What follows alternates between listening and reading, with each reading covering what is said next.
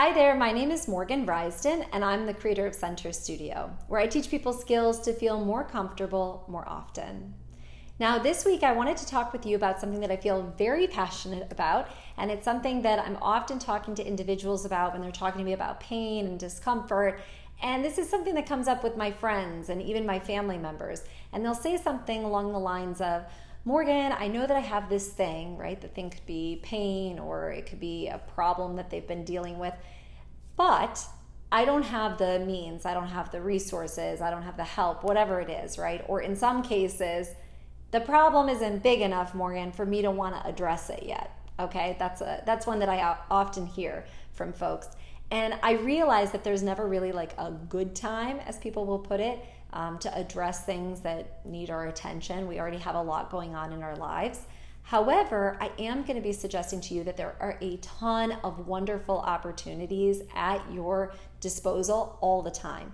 These can show up in moments throughout your day, in little pockets, like little windows that you don't even know exist, that usually you just fill up with other things. And I'm going to suggest that through awareness and some consciousness, you could actually fill those spaces with things that are going to help your body feel more comfortable and maybe even ultimately contribute to eliminating or significantly reducing the problem that you're dealing with.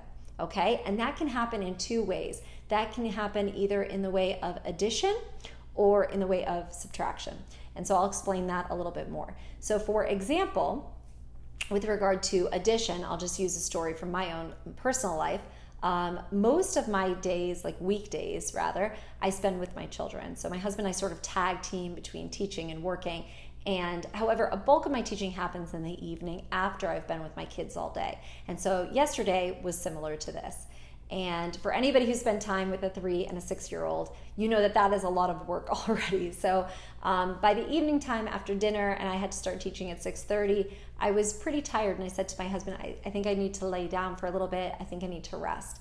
And at this time, it's like 6:20. Okay, so I only have 10 minutes. So I said, I think I'm going to lay down for, 7 minutes. And that's all I laid down for. 7 minutes, friends. My kids still talk to me. I was talking with my husband as he was cleaning up in the kitchen. My eyes weren't closed. I wasn't listening to Zen music. I simply was off of my feet and not having to do anything. And then I went on to teach for the rest of the evening. And this was enough rest that I felt re-energized. I felt like, okay, I can get back up, and I was ready to go. And then I had a wonderful time teaching. I didn't feel like I overexerted myself. I didn't feel fatigued by the end of the night.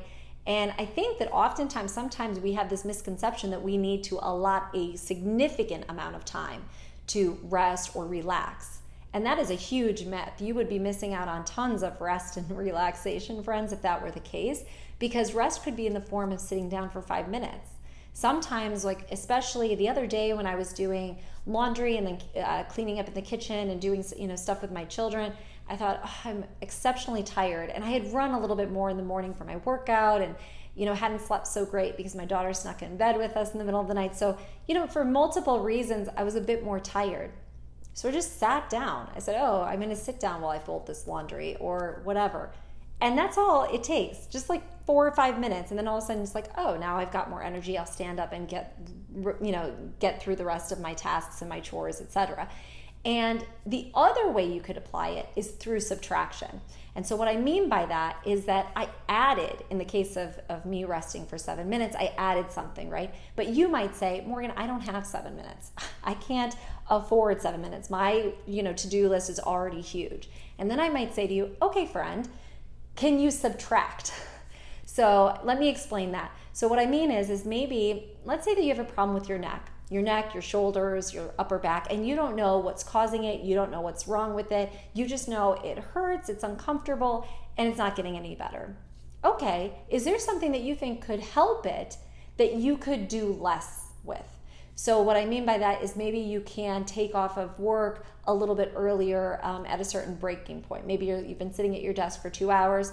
Maybe after an hour and 45 minutes, you take a break and you say, okay, I'm going to take a break 15 minutes early because I think my body would do better with that. Maybe you take back by you say, okay, I know that I have these things I want to do after work, but they're still on the computer, and I don't think that my body would really appreciate that. Is there a way that I could write it down, or that I could do the research using, maybe a tablet or an iPhone, or maybe my partner could, and I could tell them what to look up, or finding creative ways that you don't have to continue doing the work that you think might be contributing to the problem that you're dealing with, right?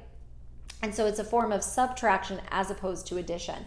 Maybe you say, I don't want to cook. I want to order takeout or something because I think that it's just too much work. So I'm going to take away something. I'm not going to be responsible for cooking tonight because I don't have the bandwidth, and I think that my body would appreciate a break, right? Because to the best of my knowledge, friends, we only have one body.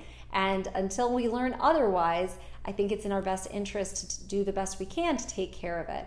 And while, again, I'm not ever in the position of telling people what to not do something that makes you feel better, be it a chiropractor or a massage therapist or what have you. However, I am going to encourage you to learn how to take care of yourself as best as you can without being dependent on other outside individuals or practices, right? So not needing to get something from somebody else in order to make you feel better, not having to go to somebody or some place, right? Because the more that you can address what's happening or take care of yourself, the better you're going to feel because you have all the skills and resources at your disposal. And oftentimes it's really quite simple, actually. Once you've identified the thing that's causing, the problem, it's usually repeated throughout our activities and throughout our day. And we're like, oh, I just can't do that as much, or I can't carry as much weight, or I can't be asking my body to go that long without eating. It can be sometimes very simple things, or sometimes it's more complex. But either way, the more aware you become, the more conscious you are, and then you have these decisions that you can make, the better your body is going to feel, because you get to start making choices consciously and deciding what is going to help you, what's not going to help you, and then choosing from there. So if you found this video helpful, I'd love if you would share it with your friends. And if you haven't already, I would also appreciate if you would subscribe by hitting the button below. So until next time, friends, take care. Ciao.